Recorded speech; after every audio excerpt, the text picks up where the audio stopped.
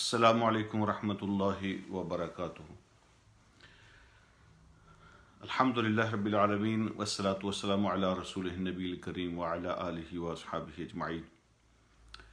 अऊज़ु बिल्लाहि मिनश शैतानिर रजीम, बिस्मिल्लाहिर रहमानिर रहीम। आज इंशाअल्लाह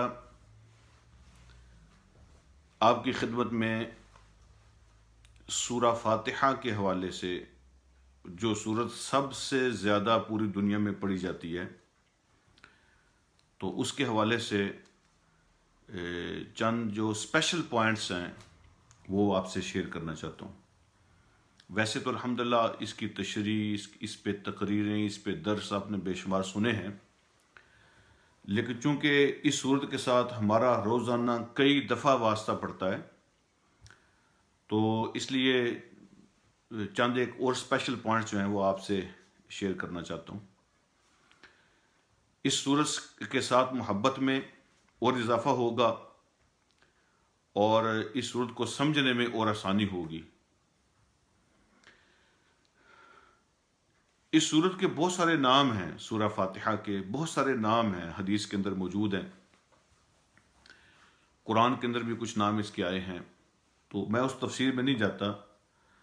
लेकिन उन नामों में से एक जो सबसे मशहूर नाम है इस सूरत का, उसका नाम है सूरतुल फातिहा। सूरा फातिहा इसको कहते हैं। तो सूरा फातिहा इसको क्यों कहते हैं? एक तो फातिहा का माना होता है खोलने वाली, आगाज करने वाली, इब्तदा करने वाली। तो चूंकि इस सूरत से कुरान का आगाज होता है, तो इसलिए इसको फातिहा कहते हैं।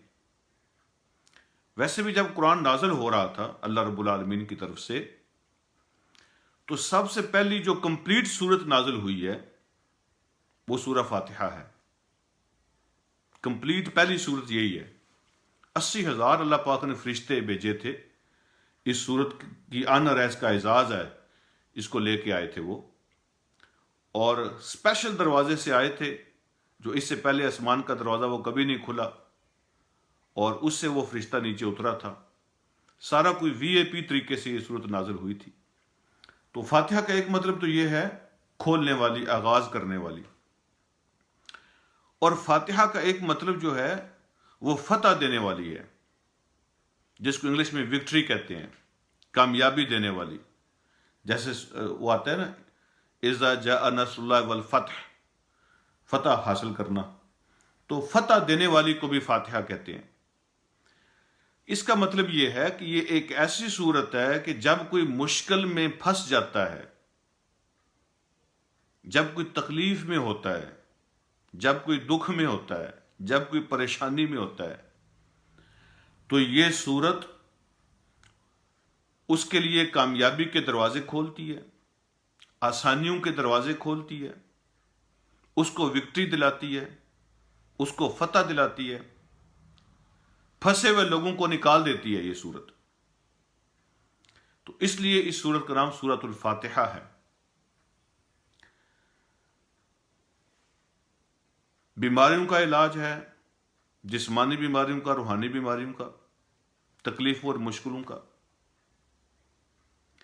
तो ये फतह देने वाली, कामयाबियां देने वाली, फंसे हुए लोगों को निकालने वाली सूरत है। आगे बढ़ते हैं। इस सूरत का आगाज होता है अल्हम्दुलिल्लाहि रब्बिल आलमीन। अल्हम्द का माना होता है सारे शुक्र, सारी तारीफें उस अल्लाह के लिए हैं जो रब्बुल आलमीन है। रब का माना होता है आका, मास्टर और मालिक, सारे जहानों का जो आका है। तो आका और गुलाम जो होते हैं ना, ये जिन लोगों ने अपने मतहत कुछ लोग रखे हुए हैं काम काज करने वाले, वो इस बात को अच्छी तरह जानते हैं, जिनके मुलाजिम हैं, जिनके नौकर हैं, जिनके काम काज करने वाले उनके मतहत लोग हैं, वो अच्छी तरह जानते हैं कि हमेशा आका और नौकर के दरमियान कशीदगी रहती है। ठीक है, ज्यादा आम हालात में आपस में उनके ताल्लुकात अच्छे नहीं होते, खींचातानी होती है। آقا کو اپنے غلاموں سے شکایت ہوتی ہے اور غلاموں کو اپنے ماسٹر اور باس سے شکایتیں ہوتی ہیں. تو جب یہ لفظ آیا نا رب العالمین، وہ آقا ہے سارے جہانوں کا، تو کسی کے ذہن میں بات آ سکتی تھی نا کہ آقا اور غلام کے درمیان تو کھینچا تانی رہتی ہے، حالات کشیدہ رہتے ہیں، تو کیا یہ اسی طرح کا آقا ہے؟ تو ساتھ ہی اللہ رب العالمین نے فرمایا کہ نہیں، تمہارا آقا ایسا نہیں ہے، الرحمن الرحیم، وہ بہت زیادہ رحم کرنے والا اور کنٹینیوسلی رحم کرنے والا ہے. وہ ایسا نہیں ہے جو غلاموں پہ ظلم کرنے والا، زیادتی کرنے والا، سختی کرنے والا، ایسا نہیں ہے. یہ جو لفظ ہے نا الرحمن الرحیم، جو اگلی آیت ہے، رحمان کا معنی ہوتا ہے جس کی رحمت میں بہت جوش ہوتا ہے. تو یہاں پھر ذہن میں سوال پیدا ہوتا ہے کہ بعض اوقات جو ہے نا جوش کے اندر آ کے لوگ بڑے وعدے کر لیتے ہیں، جذبات کے اندر آ کے، جوش کے اندر آ کے بہت سی باتیں لوگ کر جاتے ہیں، لیکن وہ جب کام کرنے کی باری آتی ہے تو وہ پھر انکار کر دیتے ہیں. تو جوش کی باتیں تو جوش والی ہوتی ہیں، ان میں کنٹینیوٹی نہیں ہوتی. عام طور پہ جذباتی ہو کے، جوشیلے ہو کے لوگ باتیں کر جاتے ہیں، بعد میں ختم ہو جاتی ہیں وہ ساری. الرحمان کا معنی ہے جس کی رحمت میں بہت جوش ہے. ساتھ ہی پھر اگلی بات فرمائی الرحیم، وہ ایسا ہے کہ وہ جوش میں آ کے وعدے کر کے چھوڑنے والا نہیں ہے. اور رحیم کا معنی ہوتا ہے جس کی رحمت جاری رہتی ہے، کنٹینیوسلی رہتی ہے، جو وعدہ کرتا ہے وہ پورا کر کے چھوڑتا ہے. صرف اس کی رحمت میں جوش نہیں ہے بہت زیادہ، بلکہ رحیم کا معنی کنٹینیوسلی رحم کرنے والا. تو اس کے اندر جوش بھی ہے اور اس کے اندر کنٹینیوٹی بھی ہے. پریشان نہیں ہونا، جو وعدہ کرے گا وہ کر کے چھوڑتا ہے. بہت زیادہ رحم کرنے والا اور مسلسل رحم کرنے والا ہے. اگلی بات جو آتی ہے نا مالک یوم الدین، اس میں جو اسپیشل پوائنٹ ہے جو میں آپ سے شیئر کرنا چاہتا ہوں وہ یہ ہے کہ مالک یوم الدین کا معنی ہے جو قیامت کے دن کا مالک ہے. اس دن اس کی حکومت، اس دن اس کی بادشاہی ہوگی. تو سوال پیدا ہوتا ہے کہ آج کس کی بادشاہی ہے؟ آج کوئی اور مالک ہے؟ سورہ فاتحہ کہتی ہے کہ وہ قیامت کے دن کا مالک ہے. تو کیا بھائی دنیا کا کوئی اور مالک ہے؟ دنیا کا بھی وہ مالک تو وہی ہے. تو پھر اس کا کیا مطلب ہوا کہ قیامت کے دن کا مالک ہے؟ اصل بات یہ ہے کہ آج بھی مالک تو وہی ہے، لیکن اس دنیا میں کچھ لوگ اس کے مالک ہونے کو تسلیم نہیں کرتے، سارے مانتے نہیں ہیں. لیکن اس دن کوئی بھی انکار نہیں کر سکے گا، سارے ہی مانتے ہوں گے. جب آنکھوں کے سامنے دیکھ لیں گے انکار کی گنجائش نہیں ہوگی. اس لیے فرمایا مالک یوم الدین، قیامت کے دن صرف اس کی بادشاہی ہوگی اور کوئی انکار بھی نہیں کر سکے گا. مالک آج بھی وہی ہے، دنیا کا بھی وہی مالک ہے، لیکن دنیا میں بہت سارے لوگ انکار کر رہے ہیں، وہاں کوئی انکار نہیں کر سکے گا. اگلا جو خاص پوائنٹ میں آپ سے شیئر کرنا چاہتا ہوں وہ یہ ہے، ہمارے ایک نوجوان اسکالر نے ماشاءاللہ بڑی اچھی بات کی ہے. فرماتے ہیں جب کوئی بندہ پڑھتا ہے نا الحمدللہ رب العالمین، تو اس کے دل میں اللہ کے بارے میں محبت پیدا ہوتی ہے، لو.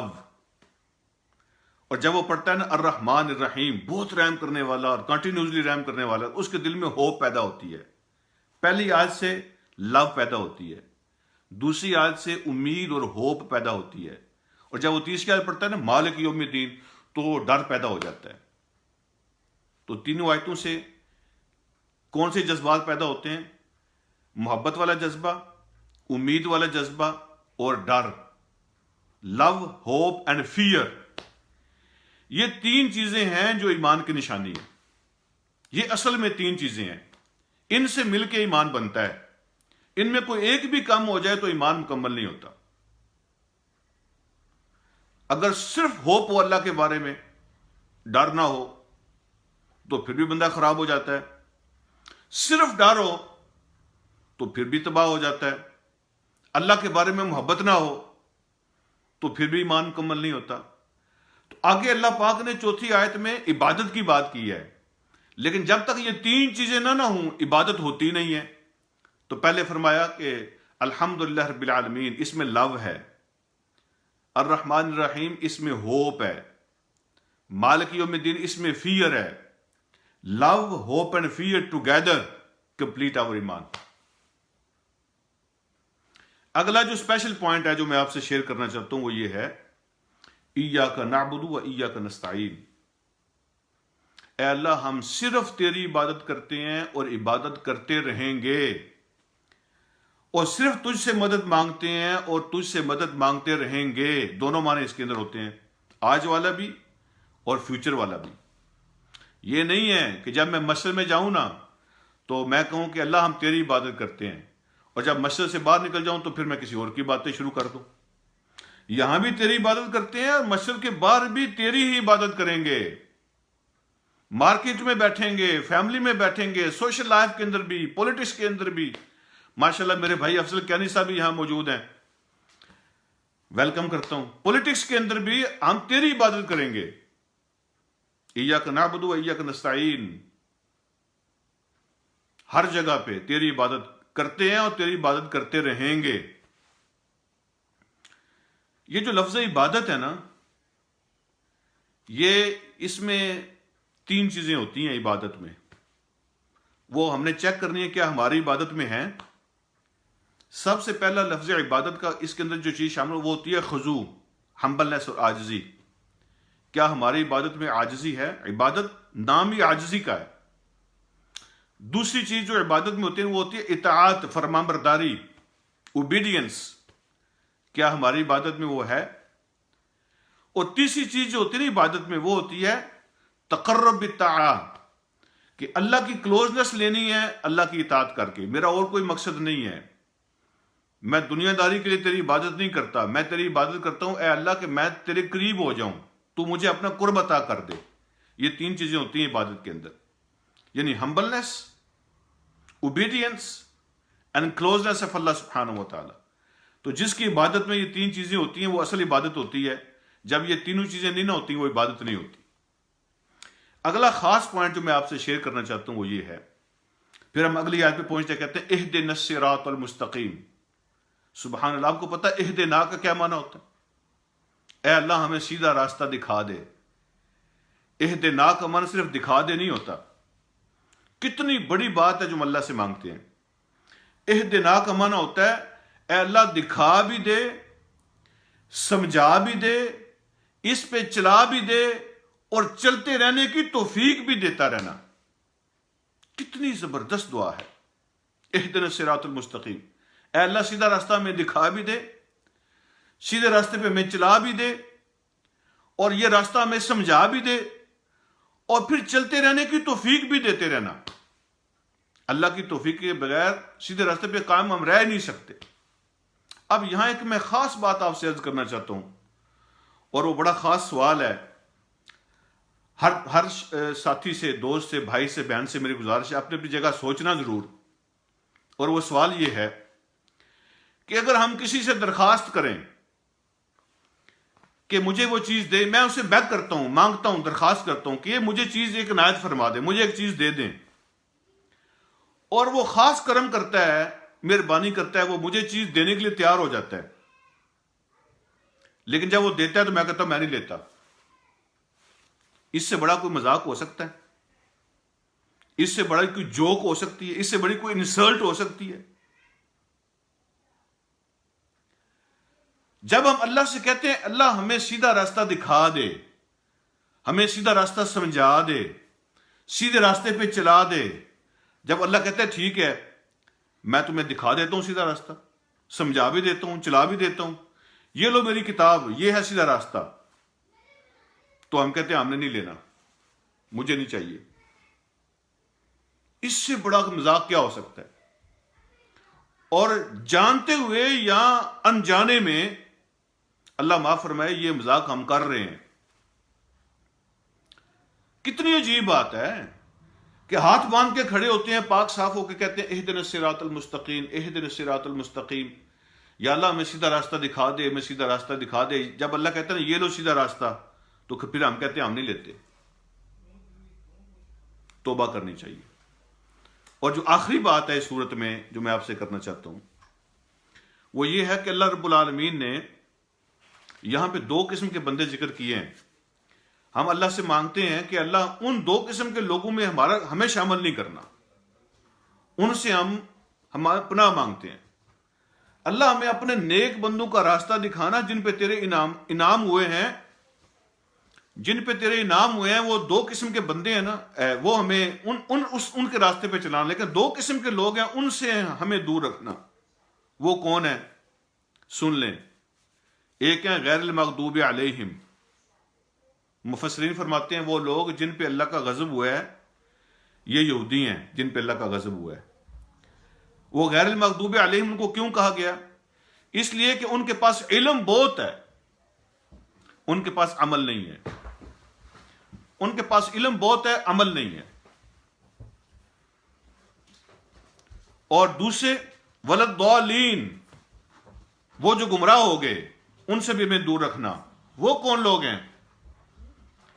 جن کے پاس عمل کرنے کا جذبہ ہے، وہ چاہتے ہیں عمل کریں، لیکن ان کے پاس علم نہیں ہے، بغیر علم کے گمراہ ہو گئے۔ یہ جو پہلے قسم کے لوگ ہیں جن کے پاس عمل نہیں، علم بہت ہے، وہ ہیں یہودی۔ اور جن کے پاس عمل کا جذبہ تو خواہش تو ہے لیکن علم نہیں ہے،